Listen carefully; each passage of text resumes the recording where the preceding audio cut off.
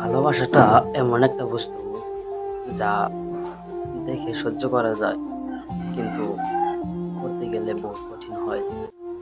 তো আমি একটা মেয়ের সাথে মানে বহুদিন ধরে ভালোবাসা ছিল। তো মেয়েটা ছিল 6 আর আমি ছিলাম 9। তখন থেকে আমাদের ভালোবাসাটা বহুত এক্সেলেন্ট হইতো, মানে ভালোবাসাটা বহুত ভালো হইতো। তো মেয়েটা আমারে খুব ভালোবাসতো, আমিও আর ভালোবাসতাম।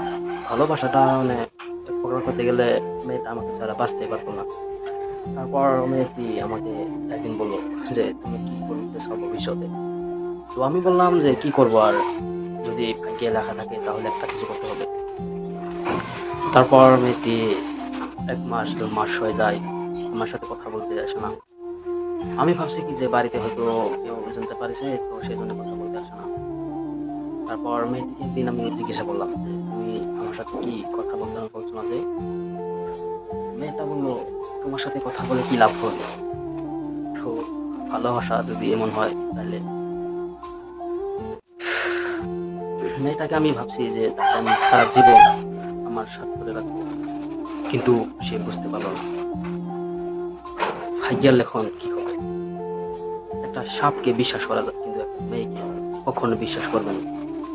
কারণ সাপটার সামনে যদি আপনি থাকেন, সবল মারবে কি মারবে না সেটা ভাবতে থাকা যায়, কিন্তু একটা মেয়ের প্রেমে যদি পড়ো, তাহলে সে মেয়েটা সবল মারবে, সেটা কিন্তু 100%।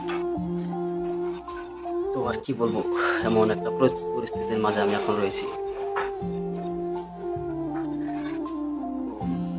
মেয়ের বাবাটা একদিন আমাকে ফোন করে বললো যে, আমার মেয়েটা তোমার সাথে বিয়ে দেবে না। তখন আমি আরো এক্সিলেন্ট হয়ে গেলাম যে, হয়তো না দিলে তো আর আমি জোর করতে পারবো না। আমার মেয়েটা যখন উনি বাড়িতে বিয়ে দিবে, তখন আমি মেয়েটা আমাকে বহুত বস্তু দিয়েছে, লাভ লেটার, বহুত বস্তু দিয়েছে, কিন্তু আমিও ওকে দিয়েছিলাম। ভাবছিলাম যে তাকে আমি সারা জীবনের মতো ভালোবাসে যাবো, আর ভালোবাসা এভাবে রয়ে যাবে আমার।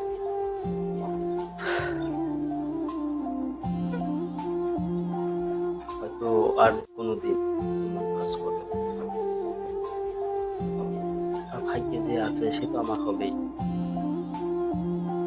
তো এখানে আমি শেষ করে দিলাম আমার গল্প।